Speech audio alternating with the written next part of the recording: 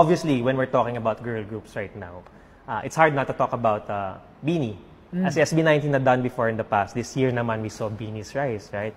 So what does this say about the current P-pop scene, the industry, and its audiences, and local groups being able to compete with K-pop ones? Yeah.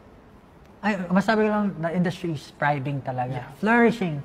Kumbaga, papunta na tayo doon. In a few years more, malaki yung na-imagine ko for the P-pop community. For the OPM, syempre. Kasi di ba, Beanie is also making waves sa global scene. Maganda rin po yun talagang start na talagang unti-unti napapakilala na natin yung Filipino culture or Filipino music all over the world. And yan naman po talaga yung ginugol ni SB19 and syempre ni Wanzi from the get-go. So nakakatuwa na maraming groups pa ang nag-i-emerge, maraming groups pa ang nagtatry, and maraming groups pa ang nakikilala pa unti-unti.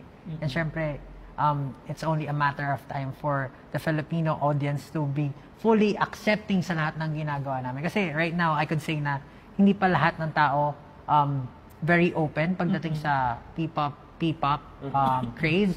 Kasi iba siya yung setup eh. Dati banda-banda. Nagkaroon ng hip-hop movement din dito sa atin. Ngayon naman, group naman, P-pop groups naman. So, hopefully mabigyan siya ng chance. Kung hindi ngayon, sana gradually mabigyan siya ng chance. And syempre na magsunod-sunod din yung mga programs supporting these P-pop para na sa ganun mas mapropel siya ng mas mataas. I think with the rise of Beanie kasi kita natin gaano sila kasikat ngayon, no. Ibig sabihin there's an interest in P-pop eh.